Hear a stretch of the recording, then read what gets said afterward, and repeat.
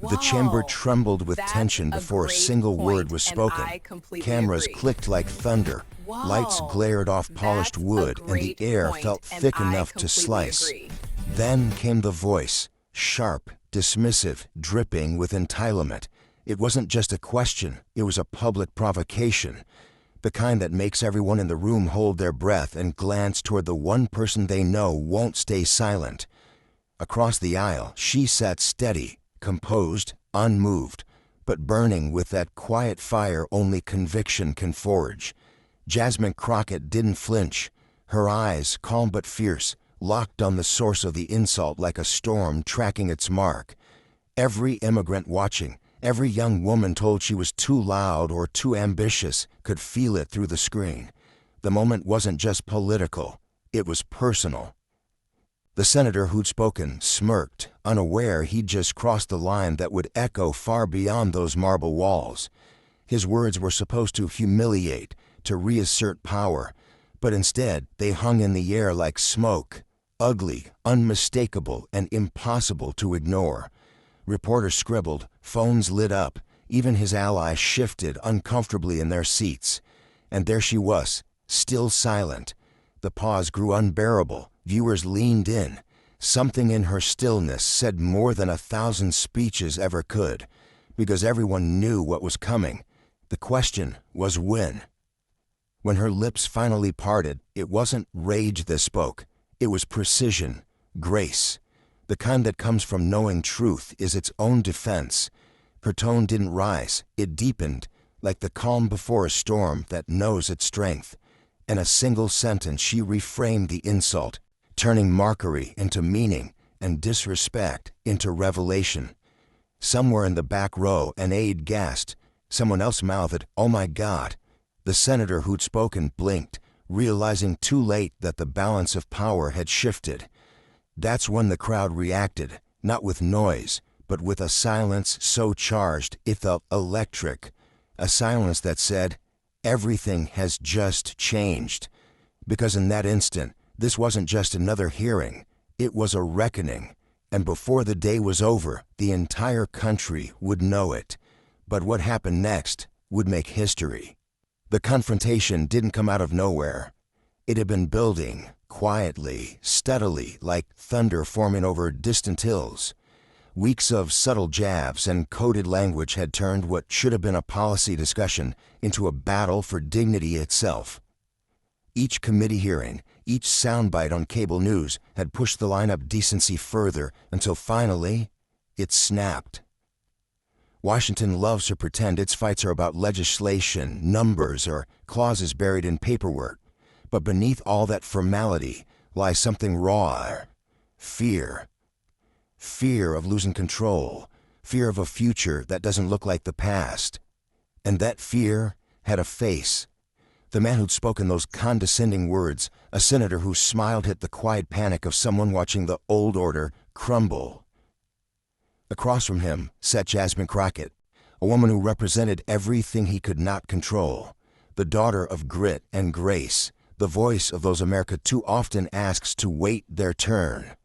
She hadn't come to play political chess. She came to speak truth with the kind of clarity that doesn't ask permission. And that terrified him. The hearing that day was supposed to be routine, a review of justice reform proposals. But everyone in that chamber could feel it veering off course. The room's energy shifted. Each statement became a challenge, each pause a provocation. Even the marble column seemed to lean closer, listening. Every word in that chamber felt heavier than the last. Reporters later said the tension was palpable, but it was more than that. It was historical. It was the weight of generations clashing in real time, the privileged past staring into the eyes of an unflinching future. Jasmine's staff exchanged anxious glances, sensing what was about to unfold. They knew her well enough to recognize that measured stillness, that quiet before she turns a slight into a statement. She'd been underestimated before, but this time, the cameras were rolling. The nation was watching.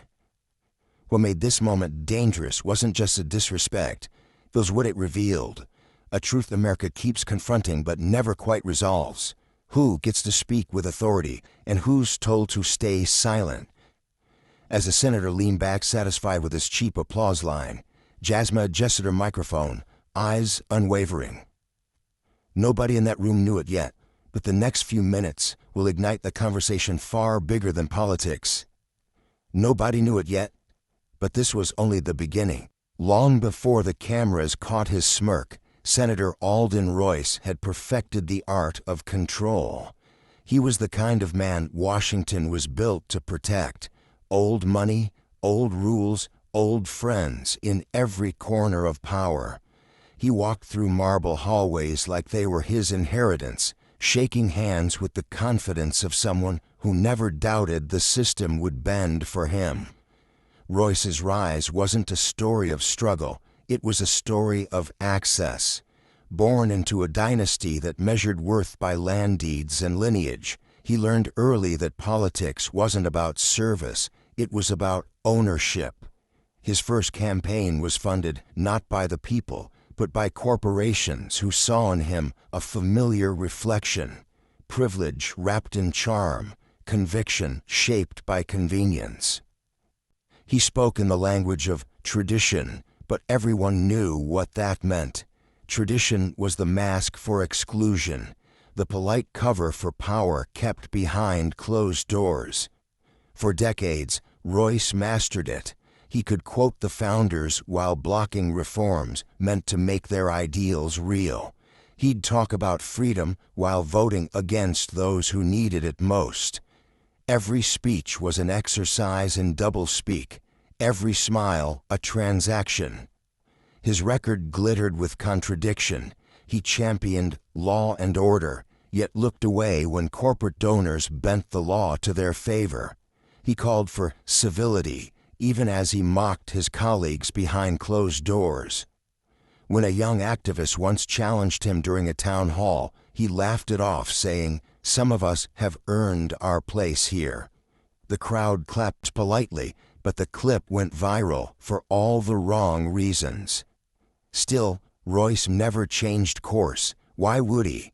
The system had always rewarded arrogance.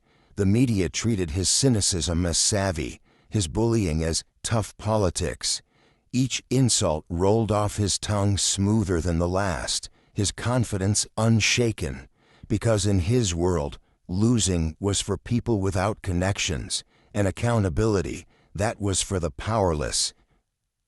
By the time he faced Jasmine Crockett, Royce was untouchable, or so he thought. He'd spent years cultivating the persona of a statesman. Silver hair, deliberate gestures, a tone that dripped with measured superiority. But beneath that veneer was panic. The country was changing faster than his rhetoric could adapt. New voices were rising, women, immigrants, progressives, and he could feel the ground shifting beneath his polished shoes. When he spoke to Jasmine that day, it wasn't just condescension, it was desperation. Every dismissive jab, every smirk was a defense mechanism, an instinctive attempt to reassert control over a world that no longer bowed to him. What he didn't understand was that times had changed.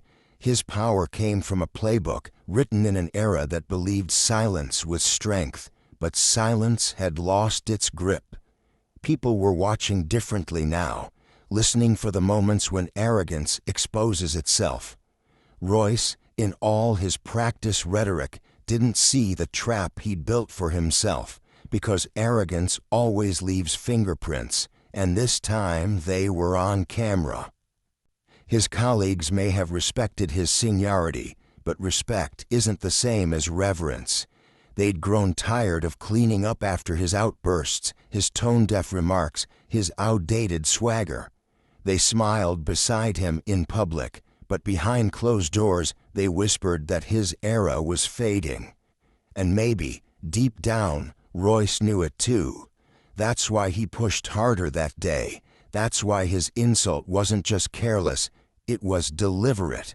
It was the act of a man trying to prove he still mattered in a room that had already moved past him. For years he'd operated unchecked, For years he'd believed the rules didn't apply to him, because in his mind, they never had. Long before the cameras, before the thunder of applause and the headlines that would carry her name across the nation, Jasmine Crockett was simply a girl who refused to be silenced. She grew up in a Texas neighborhood where the sun hit hard and dreams hit harder, where every success came wrapped in sacrifice. Her mother, a nurse, worked double shifts. Her father, a postal worker, wore quiet pride like a badge. They didn't talk about power. They talked about perseverance. Jasmine's earliest lessons didn't come from textbooks or speeches. They came from watching her parents stretch paychecks and stand tall anyway, from seeing neighbors gather at kitchen tables to discuss everything from bills to justice, from understanding that dignity wasn't something given, it was something lived. In high school, she was a student who spoke up when the teacher's expectations were quietly lowered for students who looked like her. "Don't grade me softer," she once said. "Just be fair." That single line carried the seed of her life's purpose. Fairness wasn't a request. It was a demand for humanity. When she made her way to law school, she carried that same fire. While others chased internships at big firms, Jasmine chose the legal aid office, defending people who couldn't afford a voice in the system. It wasn't glamorous work, but it was righteous. She represented tenants, single mothers, and veterans, people who were invisible to those in power. Every file she opened was a story, every case a quiet act of rebellion against indifference. The nights were long, the pay was thin, but the work mattered. She learned that justice doesn't roar, it whispers, waiting for someone to amplify it. And Jasmine did. One case after another, she became known not for her ambition, but for her audacity to care in a world that rewards apathy. Her rise to Congress was never inevitable, it was improbable. She wasn't born into a network of influence or handed a polished platform. She built her campaign from the ground up with volunteers who believed in something larger than themselves. Her rallies didn't look like traditional fundraisers, they looked like community potlucks, filled with music, hope, and the scent of home-cooked food. People didn't just show up to support a candidate, they came to see themselves reflected in her fight. When she took the oath of office, she didn't see the marble walls or the flashing cameras. She saw her mother's weary smile, her father's quiet tears, the neighbors who once passed a donation jar so she could buy books. To her, serving wasn't about prestige. It was about promise, the unspoken agreement that every generation should leave the door a little wider open for the next. But Washington doesn't make space easily. From the start, Jasmine faced the kind of scrutiny that hides behind civility. Reporters questioned her tone. Colleagues questioned her experience. She was told to be patient, to wait her turn. But Jasmine had spent her whole life waiting. For justice, for recognition, for fairness. Waiting was no longer an option. Still, she never fought with bitterness. She fought with belief.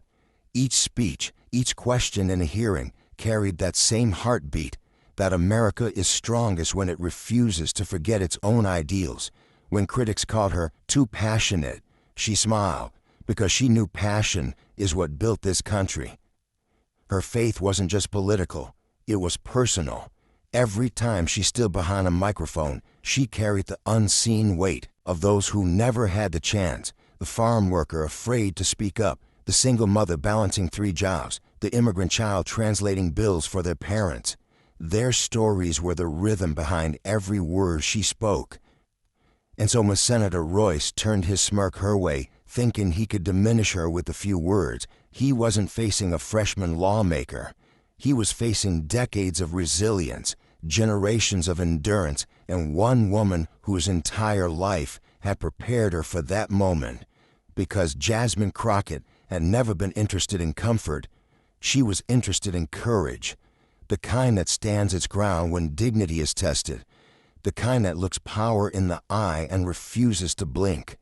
As she sat there in that chamber, calm amid chaos, every lesson, every sacrifice, every ounce of grit she had inherited came to life. The air seemed to recognize it. History seemed to pause. And on that day, Those values would be put to the ultimate test. The chamber pulsed with the uneasy rhythm of restraint. Every shuffle, every breath, every tapping pen carried the weight of what wasn't being said. Senator Royce leaned back in his chair, one arm slung casually over the backrest, the posture of a man too comfortable in his own dominance. He smiled the way a cat smiles at a cornered bird. "Congresswoman," he began, his tone oiled with condescension, "perhaps if you took a moment to understand the complexity of these issues." The rest of his sentence dissolved into murmurs. Everyone heard the subtext: if you were smarter, if you were quieter, if you knew your place. The sound cut through the room like static, and suddenly even the hum of the cameras seemed to stop. Jasmine Crockett didn't move. Her fingers rested lightly on the edge of her papers, her posture straight, but not stiff. Her eyes steady, unflinching, locked on him as if measuring the exact weight of his words. Her silence wasn't submission, it was calculation, and everyone could feel it. Royce, mistaking stillness for weakness, pressed on. "This is serious policy work," he continued, gesturing toward the stacks of binders before him. "We're not here for slogans or social media moments." He chuckled, that hollow Washington laugh that seeks validation rather than humor. A few of his allies echoed it, short, nervous bursts that died as quickly as they began. A soft rustle swept through the room. Someone whispered, "He's going too far." A staffer in the corner lowered her head, typing furiously to capture the exchange word for word. The chairperson shifted in his seat, sensing the storm brewing in the quiet. Then Royce leaned in, his voice dropping just enough to sound intimate and dangerous. "You see, some of us have spent decades studying the law. Others," he paused, eyes narrowing, "just like to perform it." The air snapped. The insult hung there, naked and venomous. Even the fluorescent lights seemed to flicker. For a heartbeat, the room didn't belong to Congress. It belonged to history repeating itself. Power testing patience. Ego testing endurance. Jasmine inhaled slowly, eyes never leaving his. To anyone watching closely, that single breath felt like a drumbeat, a signal. She didn't raise her voice, she didn't interrupt. Instead, she let the silence do the work. It stretched thin, trembling, until even Royce began to fidget, drumming his fingers against the desk. A journalist in the back mouthed, "She's going to respond." But Jasmine didn't rush. She reached for a document, flipped one page with deliberate care, and looked up again. Her expression was calm, but her gaze carried the gravity of centuries, every overlooked voice, every silenced truth gathering behind her eyes. "Senator," she said finally, voice measured and resonant, "I'm glad you've spent decades studying the law. Some of us have spent our lives living it." The words didn't shout, they landed. A ripple of stunned quiet spread through the room. Royce's smirk faltered, replaced with something brittle. He tried to recover, clearing his throat, forcing a laugh that came out dry. "Well, But he didn't finish, because the tone had changed, the authority had shifted. Reporters leaned forward. Phones went up. Even his supporters seemed unsure whether to intervene or stay silent. It was a small moment, but it cracked the illusion of control he'd worn like armor. Jasmine didn't gloat. She didn't grandstand. She simply looked at him, steady, unwavering, and impossibly composed. The calm before the storm that everyone knew was coming. The chairperson's gavel hovered uncertainly, the air too thick to break. Every eye was on her.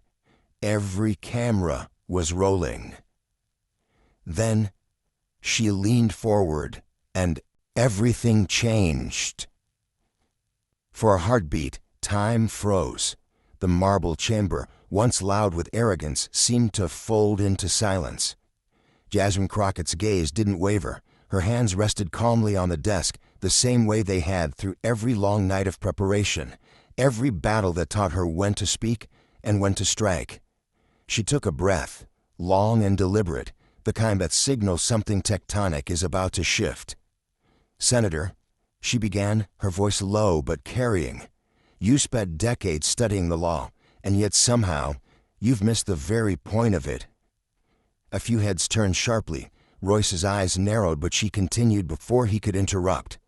"The law isn't meant to protect power. It's meant to protect people. People who don't have friends in boardrooms, people who don't get second chances when the system fails them, people you forget about until election season rolls around." Her words landed like slow, measured blows, each one deliberate, each one earned. The audience didn't breathe. Even the reporters stopped typing, afraid to miss the rhythm unfolding in real time. Jasmine leaned forward slightly, her tone sharpening like a blade. "When you call this performance, what you really mean is that it makes you uncomfortable to see accountability spoken aloud. You want justice quiet, you want truth polite, you want the rest of us to sit here, smile, and thank you for crumbs while you feast." The senator shifted, trying to compose himself, but the tremor in his jaw betrayed him. She didn't raise her volume. She didn't need to. The precision of her tone carried more force than any shout. "You talk about experience as if it's ownership, as if the years you spend in power give you exclusive rights to wisdom. But experience without empathy isn't leadership, it's decay." A murmur rippled across the chamber. Someone exhaled audibly. A young staffer, eyes wide, mouthed "wow" to her colleague. Jasmine leaned forward slightly, her tone sharpening like a blade. "When you call this performance, what you really mean is that it makes you uncomfortable to see accountability spoken aloud. You want justice quiet, you want truth polite, you want the rest of us to sit here, smile, and thank you for crumbs while you feast." The senator shifted, trying to compose himself, but the tremor in his jaw betrayed him. She didn't raise her volume. She didn't need to. The precision of her tone carried more force than any shout. "You talk about experience as if it's ownership, as if the years you spend in power give you exclusive rights to wisdom. But experience without empathy isn't leadership, it's decay." A murmur rippled across the chamber. Someone exhaled audibly. A young staffer, eyes wide, mouthed "wow" to her colleague. Jasmine paused just long enough to let the words sink in. Then she straightened her shoulders, her voice deepening with conviction. "See, I didn't come here to impress the powerful. I came here to remind them who they work for. I came here because the people who sent me, teachers, nurses, single mothers, veterans, don't get the luxury of cynicism. They can't afford it. They need someone who still believes that fairness isn't a slogan, it's a promise." Her rhythm built like a crescendo, emotion wrapped in precision. Every sentence climbed higher, pulling the audience along with it. "You call it performance. I call it persistence. You call it noise. I call it necessary, because every time you dismiss voices like mine, you tell millions of Americans that dignity depends on decorum. And I'm here to tell you, it doesn't." Gasps, soft but growing, filled the air. The senator's face stiffened. The old certainty to practice smirk faltered into something smaller, uncertainty, perhaps even fear. She pressed forward, the energy shifting entirely to her side. "You see, Senator, the America you're trying to preserve, where power is polite and progress is patient, doesn't exist anymore. It never should have.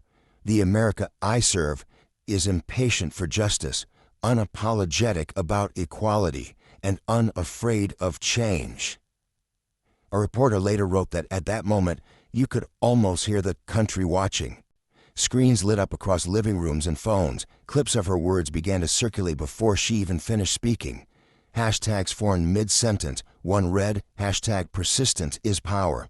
Another, #Crockett clapback. And still, she wasn't done.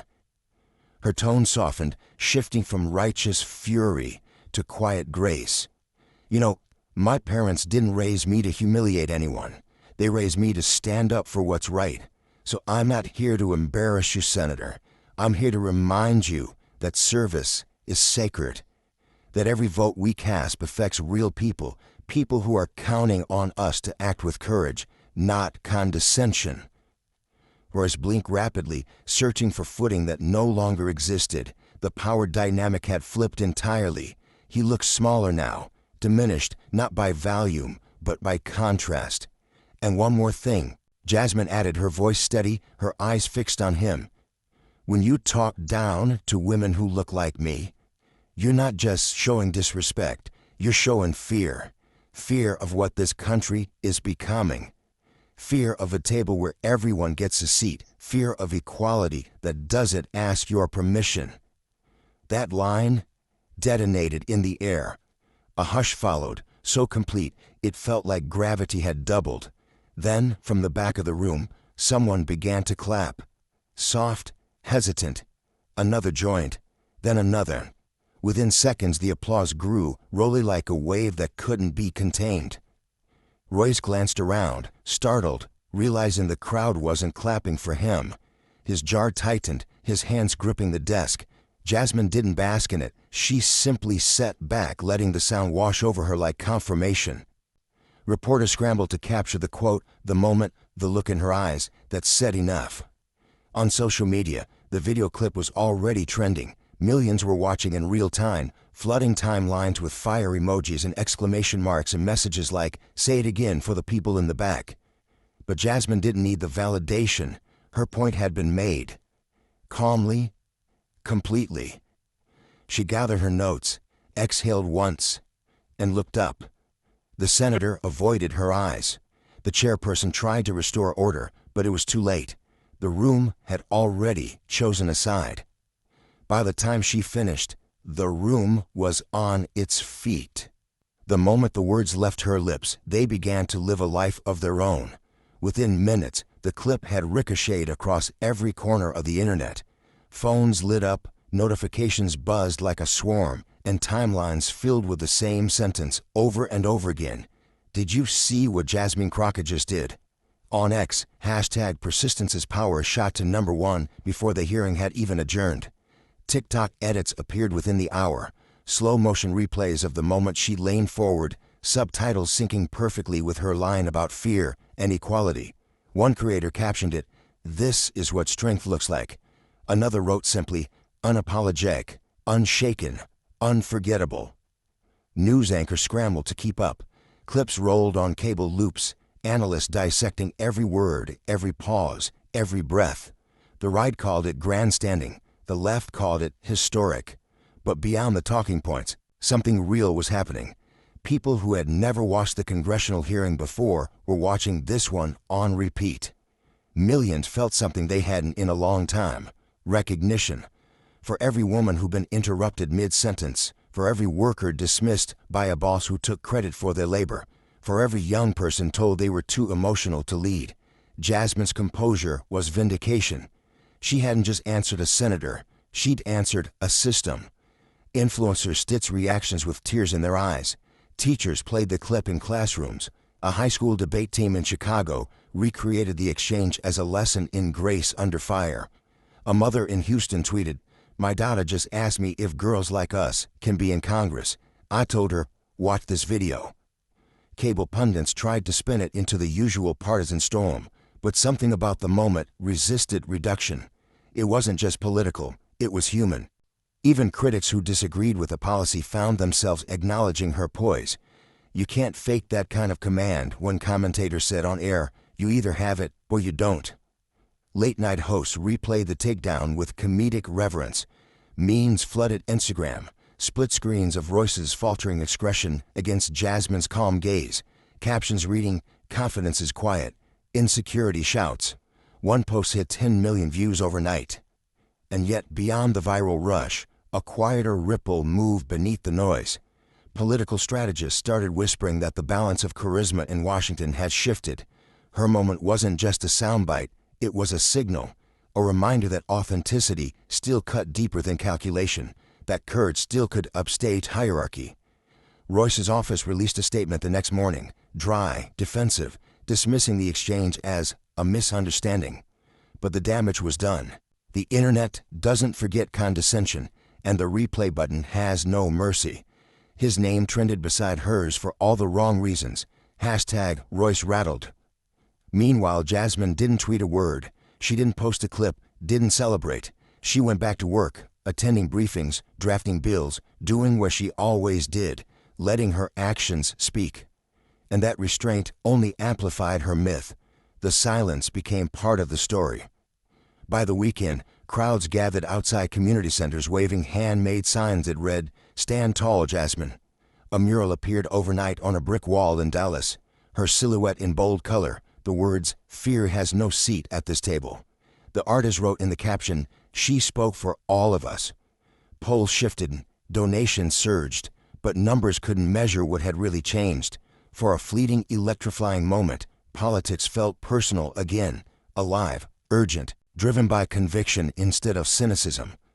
A journalist summed it up perfectly in the Sunday column. It wasn't about a takedown, it was about a reckoning. The country saw a reflection of its better self, and it liked what it saw. But even as the applause echoed online, Jasmine knew the flight wasn't over. Moments fade, systems resist, power always pushes back. Still, she had given people something stronger than outrage. She had given them memory, and memory has momentum. Because in the end, this victory was more than applause. It was a message. When the cameras finally stopped rolling, the echoes of Jasmine Crockett's words didn't fade. They lingered. In the quiet that follows upheaval, something deeper than applause took hold. It wasn't about a viral clip anymore. It was about a feeling, rare and resonant, that swept through living rooms and feeds alike. The sense that for once, someone in power had spoken not to dominate, but to dignify. Reporters would later call it a moment of moral clarity, but it was simpler than that. It was a mirror, one that reflected who America could still be when courage meets conscience. Jasmine didn't bask in the attention. She walked out of that hearing room the same way she walked in, steady, grounded, her purpose intact.